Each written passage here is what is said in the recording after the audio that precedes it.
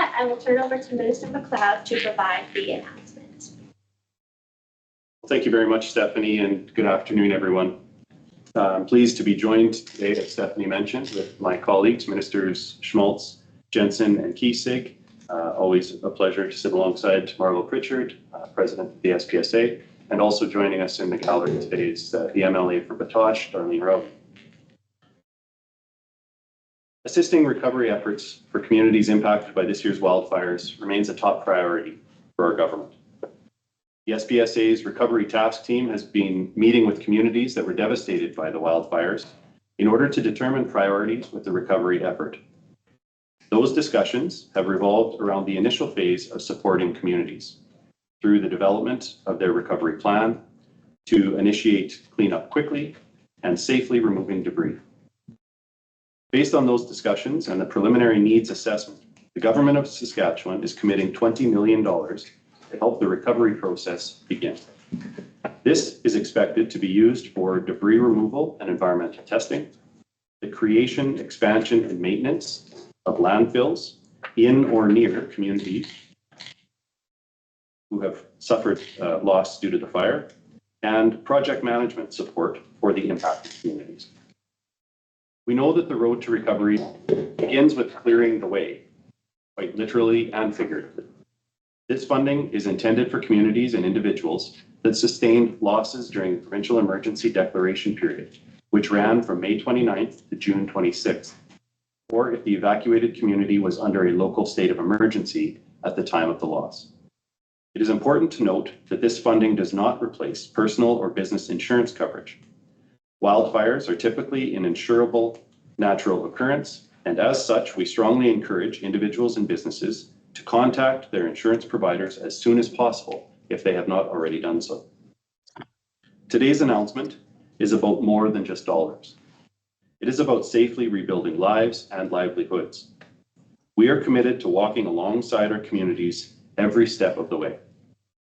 The recovery process is being led by the communities with full support from the recovery task team. As planning, cleanup, and debris removal occurs, the recovery task team will continue to work closely with communities to support their recovery plan. For communities, individuals, and businesses that sustained uninsurable losses, the Provincial Disaster Assistance Program, or PDAP, may be able to assist.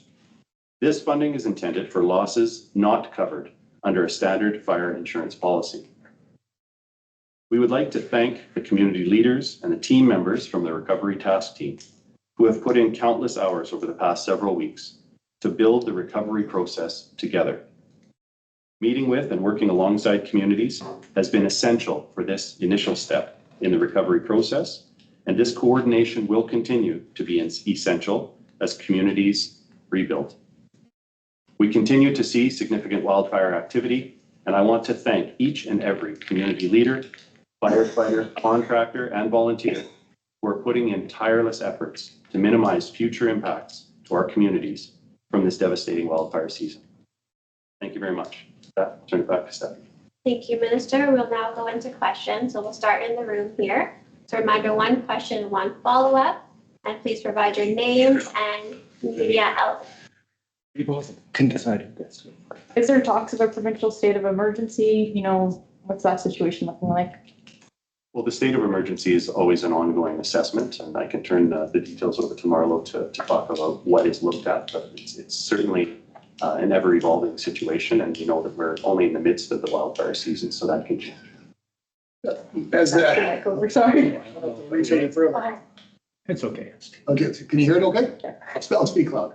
So as the minister said, it is an ongoing assessment depending on the circumstances, impacts to nearby communities, individuals. So, you know, if the situation gets worse, just like it did earlier in the spring, of course, that would be a conversation I would have with the minister. And if we needed to enhance the ability to, you know, shut down roads and other activities to minimize the impacts of that situation. So currently, we are not looking at an emergency declaration, but we continue to monitor. Follow-up? Can I just talk about how many values have been lost and how many of those are homes so far? The last report that I had, and of course this is ongoing, is 299 primary residents across the majority of the north is the individuals or the housing that was destroyed by the wildfires. We have a number of garages, personal property. It's exceeded 2,000 values, but the homes itself are 299. Is that as of June 20th? Was that the last report you heard? That would have been for basically the whole spring, from probably mid-May until end of June, and then of course it continues to go. Okay, now I have a question. Michael Lexon, Prince Albert Daily Herald. So the situation is getting worse in some parts of the province, in some parts of the north right now again, but it's not as bad as it was before. So would that be a fair assessment? That would be a fair assessment. We have seen a number. Well, we're as it's been talked about earlier, we're really into the wildfire season now. We're seeing increased storms, lightnings. We are currently at about 67 fires on the landscape. Majority of them are in the west, and again, the majority of them are caused by storm activity, and we continue to work on those and suppress them the best we can. And for Minister McLeod, as a follow-up that's along the same lines, but with this current situation, there could be more communities that would be benefit from this announcement. So is that an ongoing assessment situation as well with you guys? Yeah, absolutely. Right now, we know, as Marlo said, the 299 or so primary residences that have been lost, the vast majority of those are in Denair Beach. And so working very closely with that community. I know Minister Kiesig was up there recently. Minister Schmaltz and I have both been there having ongoing conversations with the leadership at Denair Beach. But we certainly hope that we can avoid any further devastation in other inhabited communities and areas. But anywhere that we have had the loss of primary residences, the government will be there to certainly support those individuals. Okay, now we'll go over to teams for questions.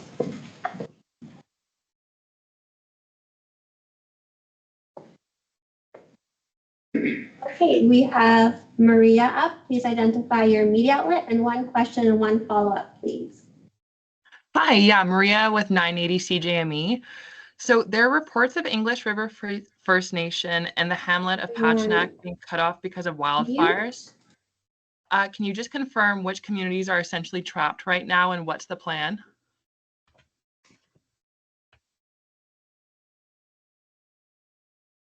I can't seem to hear you. You can type your question in the chat though. Do you want to ask it, Jill?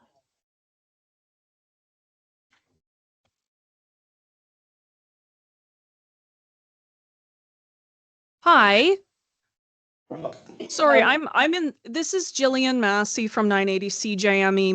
My colleague is just having some technical difficulties. Would you mind if I go ahead and ask what she was planning on asking? For sure, yeah. Absolutely.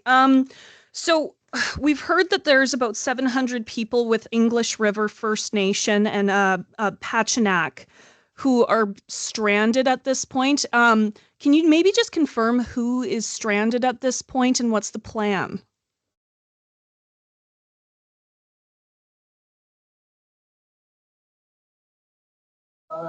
It's Marlo Pritchard speaking here, Julian. Thank you for the question. Highway 918 is closed for Patchinack. We have been in conversations with the Emergency Management Coordinator and First Nations leadership there. The community itself is not in danger, at least immediate danger with the fire, but their access in and out of the community has been compromised. We continue to monitor that, and we will work with the community and assess it on a daily, or if not hourly basis to determine if there is a requirement to evacuate. And if that's the case, then we will work with MLTC or a service provider or ourselves to ensure that they are safely evacuated. But at this point in time, they are not declaring an evacuation, but their access is compromised. And we continue to work those fires and try to open the access point as quickly as possible. Okay, up next, Chris. Hello, can you guys hear me okay? We can, yes. Okay, perfect. So Chris Vandenbrekel here with Global News in Saskatoon.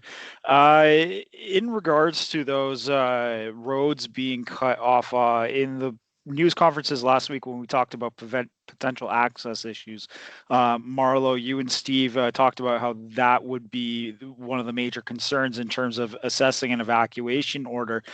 So why is it when it's a one road in, one road out community that this is not prompting an evacuation at this point, given the road access issues?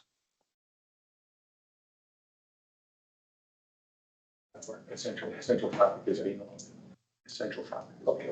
At this point in time, I've been advised that essential traffic is being escorted in and out to ensure that the goods and logistics needed to keep that community whole is being supplied. We are working to open that road as quickly as possible. As I said earlier, currently the smoke and fire are not a immediate threat to the community. But we monitor that, and we are working with the leadership there. And again, evacuations are a leadership decision, so it will be dependent on the leadership. Should that happen, we will be there to support them.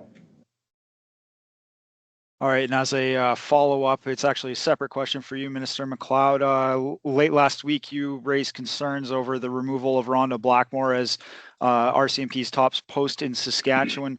Have you received any clarifications or assurances from the RCMP, and how are you feeling about that situation? No further communication has been returned with regard to the concerns that we raised, but those conversations are ongoing. Certainly, we continue to have a very positive working relationship with the RCMP, and we hope that will continue in the future.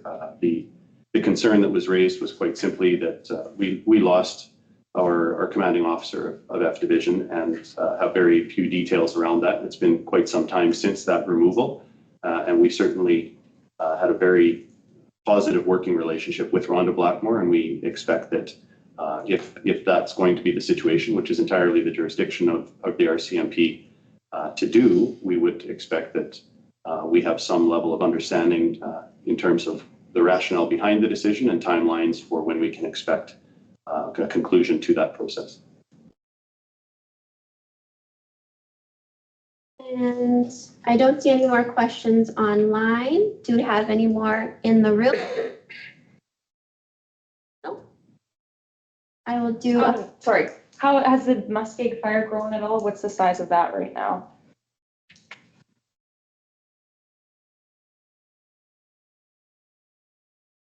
Current size of the Muskeg is 23,836 hectares. Is it joined with any other fires or anything like that? Any outside resources coming into the province? We have Quebec, and we continue to utilize our SPSA resources to complement our staff. And as of today, we did get 100 firefighters from Quebec. Thanks, Marlo. Chris? Yeah, Chris Vandenbrekel with Global News again. Marlo, looking at the weather outlook, are we thinking challenging days ahead, or is there some advantages that you'll have? I'll tell you, but that one's probably a good one for Steve to answer, because I can tell you that the cooler weather over the weekend has helped, but we know we're going into a hotter spell potential, and that's not always good news for the suppression efforts. Is there any updates on the aircraft situation right now? Any ones that are on the ground expecting to be back in the air at all? Like again, as we've said earlier, we utilize air assets through SPSA. We have a full complement, including the air assets that we brought in from outside of the province. We are continuing our missions. We still have planes that require parts to be repaired, but that is a normal operating of any air fleet in all fairness. Thanks, Marlo. And Chris, another question? Yeah, this one might be directed at Marlo, might be directed at somebody else. In regards to evacuees in SPSA-sponsored hotel rooms and their pets, I saw some updates from Beauval EOC over the weekend telling people that they had to find alternate arrangements for their pets if they were going down to Saskatoon as an evacuee. Very stressful situation for these evacuees already, hard to be separated from their pets. What are the rules around that, and why is it necessary to separate the pets?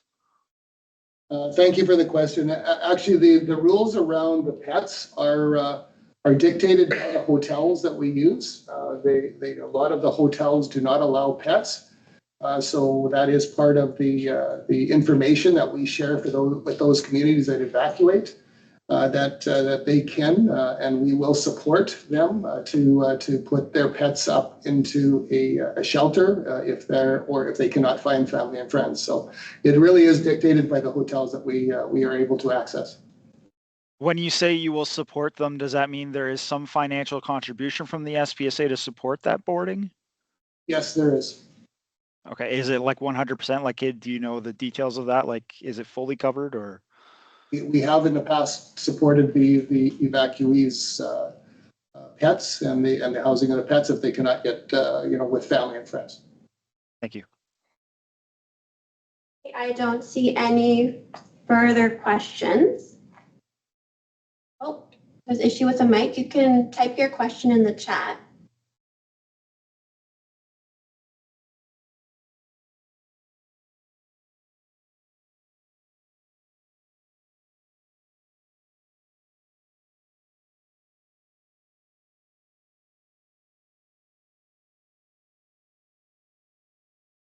You can always email media.spsa. Oh, here it is.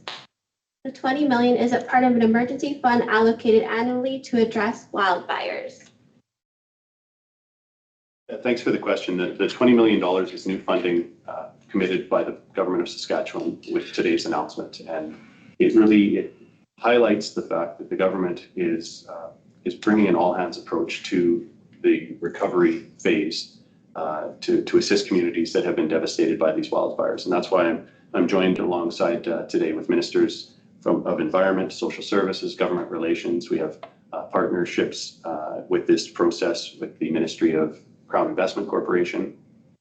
We know that the Ministry of Health has already advanced mental health services into the community of Denard and Creighton to provide those additional supports to the community as they work through the recovery phase. And as I said earlier, the communities are leading the recovery phase, and the government, through the recovery task team, is supporting right alongside. And this is a $20 million commitment by the government of Saskatchewan to assist with those recovery efforts. Thank you, Minister. With that, we will conclude today's media availability. Have a safe rest of your day, everyone.